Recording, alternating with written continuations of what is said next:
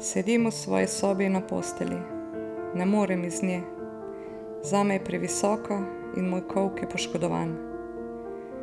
Od operacije sta minila že 2 tedna. Ne vem, kaj naj storim.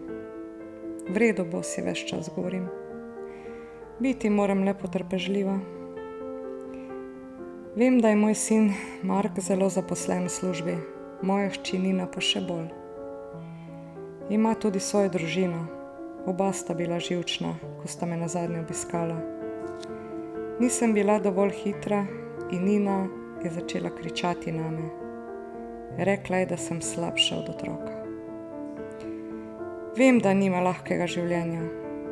Ima svojo službo, svojo družino in mene, kot sem, v žalostnem stanju, čisto samo breme. Mark me ni obiskal že več kot 1 teden. Nazadnje, ko je prišel, si je želel izposoditi nekaj denarja. Seveda sem mu ga dala. Rada pomagam, če lahko. Moti me le, da mi denarja nikoli ne vrne, ter me vedno pogosteje sprašuje zanj. Zdaj ga sploh nimam več, da bi mu ga dala, in tudi prejšnji mesec nisem mogla plačati računov.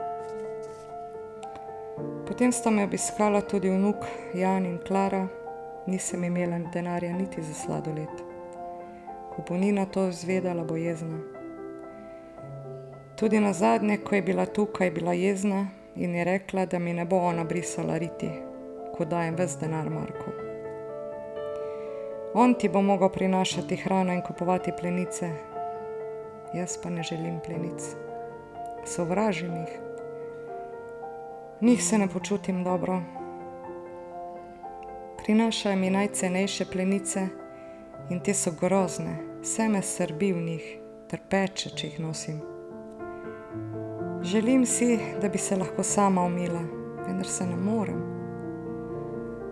Marka sem prosila, da mi prinese tudi posebne nogavice za krčne žile, da me noge ne bi tako zelo bolele.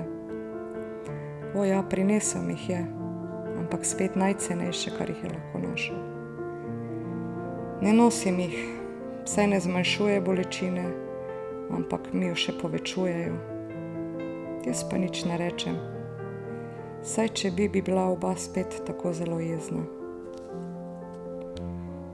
Moja soseda se je včeraj oglasila pri meni.